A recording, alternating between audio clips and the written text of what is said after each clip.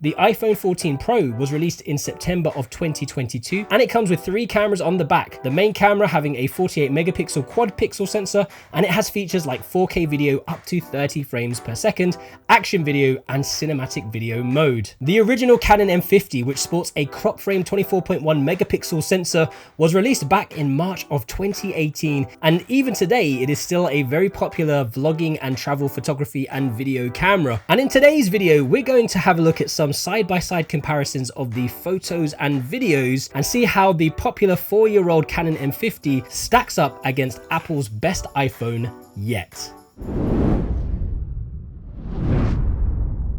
Just for a little context here, I'm using the original Canon M50 with the 15 to 45mm kit lens, which is not on the camera at the moment. Note that this is not the M50 version 2, although they are very similar. And for the iPhone, I'm using the 256GB iPhone 14 Pro, not the Pro Max. So with that out of the way, a leisurely stroll down the riverbank afforded me a great opportunity to test these two technical marvels out side by side.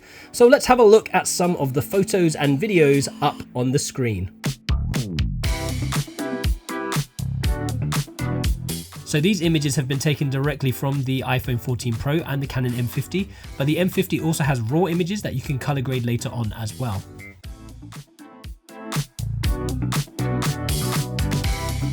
Here's an example of vertical 4K video. On the Canon M50, it's neither stabilized and the autofocus is primitive. On the iPhone 14 Pro, it does pretty well in both areas. Here's another example of some photos straight out of the iPhone 14 Pro and the Canon M50. And this is an example of the cinematic mode on the iPhone 14 versus the HD of the Canon M50.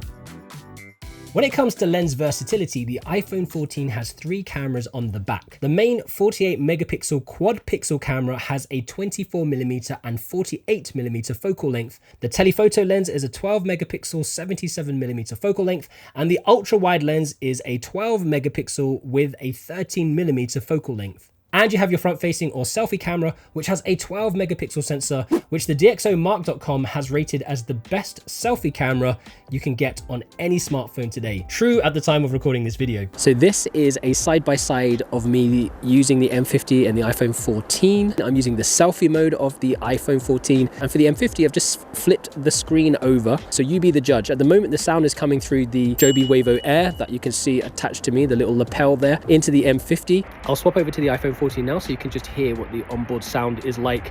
Of course, you can get wireless attachments for your iPhone for different microphones as well, which are particularly useful if you're out and about. The Canon M50 is an M mount camera, so you do have to use the M series of lenses, but you can use an adapter or speed booster on it to use EF lenses, which are abundant and varied, particularly on the secondhand marketplace. So you can use lenses like the 24 to 70, the 70 to 200, and the 16 to 35mm, taking the crop factor into account to compete with the lenses of the iPhone 14 Pro. And you can create some visually stunning images and videos using the APS-C 24.1 megapixel sensor with those EF mount lenses, which are much better quality than the iPhone's additional cameras. But it's all extra stuff that you need to buy and stuff that you need to carry around. And to be honest, it's all slowly and scarily getting condensed down every year into these tiny phone bodies. In fact, according to the DxOMark.com, the iPhone 14 Pro main camera has a score of 146, and they go on to state that the Apple iPhone 14 Pro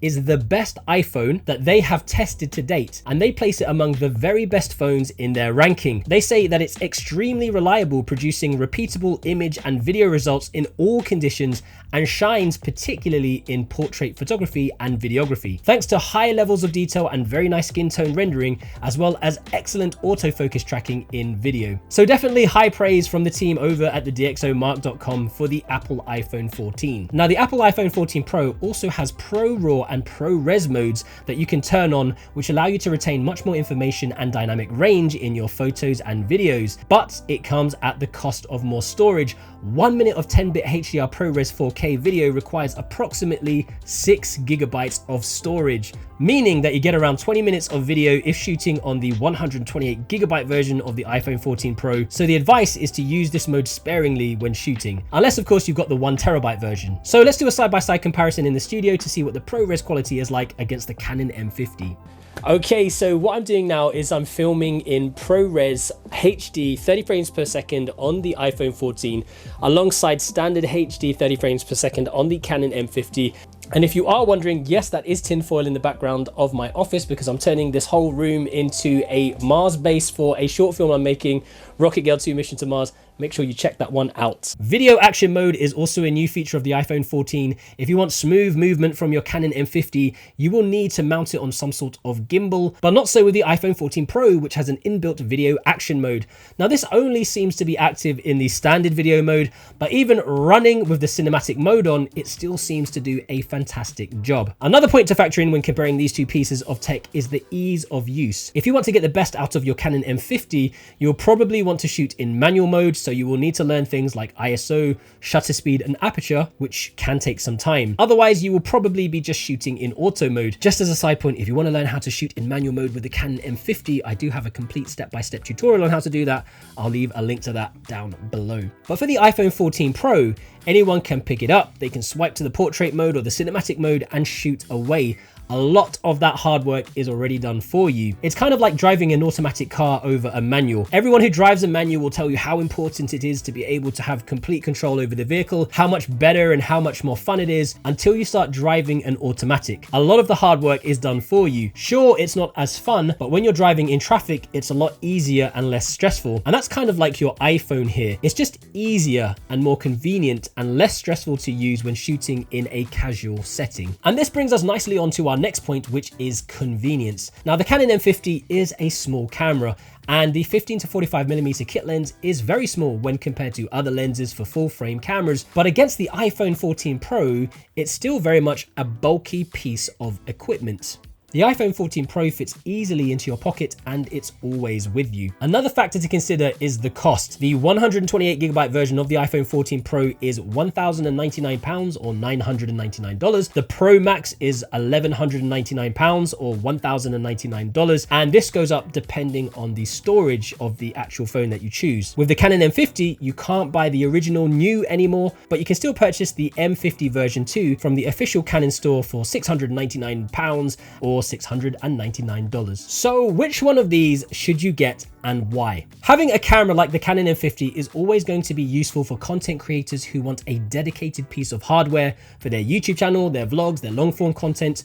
Also photographers and hobbyists who again want to have something dedicated to their art. I think that one of the advantages of the Canon M50 over something like an iPhone is going to be storage. If you have a camera with SD cards, you won't be struggling to balance storage with apps and music alongside your photos and videos. You have this one tool that is designed for you to do that one thing, which is to create content. You also have much better lens options, but I guess you have to weigh that up against having to buy more kit and lug it around with you. On the other hand, if you're looking to create more content for social, photos, reels, shorts, TikToks, and you want to up your production game, the iPhone 14 Pro series is excellent for that. It's super convenient, it's always with you, the camera quality is amazing, it takes fantastic photos that you can edit and upload on the go. With your Canon M50, if you're shooting in RAW, you have to transfer the files to your computer or mobile device and then edit them there. The same goes for video, but with the iPhone 14 Pro series, you can edit on the go with things like CapCut, and with the new video action mode, you don't need extra kit like gimbals. It's easy to use, cutting out all the extra steps to streamline your creation process. And that's one of the reasons I got an iPhone 14 Pro, because I want the convenience of creating on the go. I didn't buy one to replace my current line of cameras, but I wanted it as a complement to my creative toolbox, giving me options to capture more on the go with great quality. So those are my thoughts on the iPhone 14 Pro versus the Canon M50 mirrorless crop frame camera. What are your thoughts on using mobile devices for content creation, photography and video versus using traditional cameras like the Canon M50? Let me know your thoughts in the comments section. And now that you've watched this video, make sure that you check out my step-by-step video on how to shoot in manual mode on your Canon M50 camera, which will teach you all the basics of photography on this camera. If you liked today's video, don't forget to hit the like button, and also if you haven't done so already, don't forget to subscribe. In the meantime, don't forget to imagine, implement and inspire, and I will see you in the next video.